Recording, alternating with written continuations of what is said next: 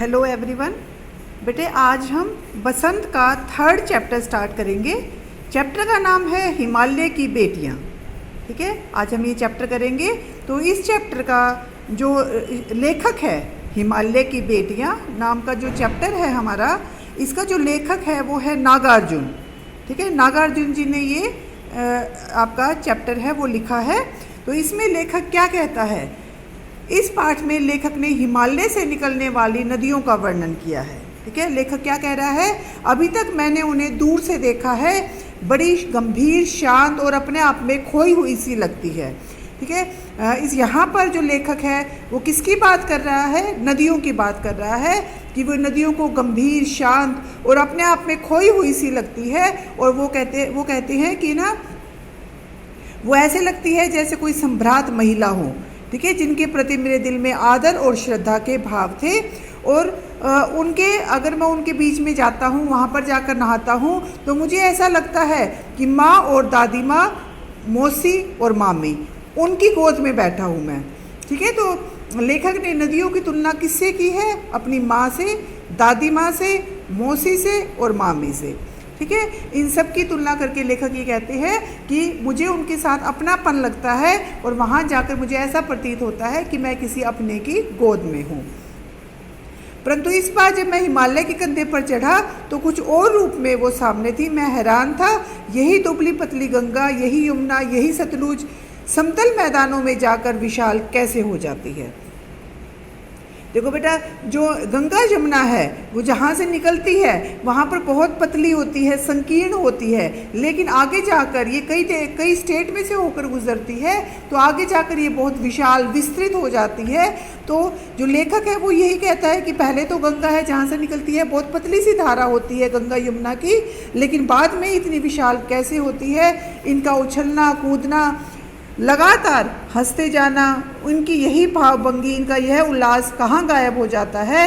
मैदान में जाकर किसी लड़की को जब मैं देखता हूँ, किसी कली पर जब मेरा ध्यान अटक जाता है, तब भी इतना कौतूहल और विस्मय नहीं होता जितना इन बेटियों की बाल लीला देखकर होता है। अब नदियाँ देखो, कहीं से तो शांत गुजरती हैं, कहीं से बहुत शोर मचाती हुई उफान होता है नदियों में, तो इस तरह से गुजरती है। तो इसमें लेखक ये कहना चाहता है कि उनकी जो नदियों की तुलना है लेखक ने यहाँ पर बालिकाओं से की है, लड़कियों से की है, कि जैसे लड़कियाँ हैं वो उल्लास के साथ आगे जाती हैं, खेलती कूदती हैं, इसी तरह से ये नदियाँ भी उनको बेटियों की तरह लगती हैं। अरे कहाँ भागी जा रही है, ये कौन सा लक्ष्य है इन्हें देखकर बेचैन कर रखा है। ठीक है, लेखक ये कहता है कि ये तो तेजी से बहती है, जैसे ये किसी अपने लक्ष्य की तरफ जा रही हो, इनका कोई लक्ष्य हो। अपने महान पिता का विराट प्रेम पाकर भी अगर इनका हृदय अतृप्त ही है, तो वह कौन होगा जो इसकी प्यास मिटा सकेगा। अब महान पिता कौन है यहाँ पर, हिमालय से निकलती है ना गंगा और यमुना। ठीक है, तो लेखक ये कहता है कि जब इनको अपने हिमालय रूपी पिता से वो प्रेम पाकर संतुष्टि नहीं हुई, फिर ये और प्रेम पाने के लिए कहाँ भागी जा रही हैं। वह कौन होगा जो इनकी प्यास को मिटा सकेगा।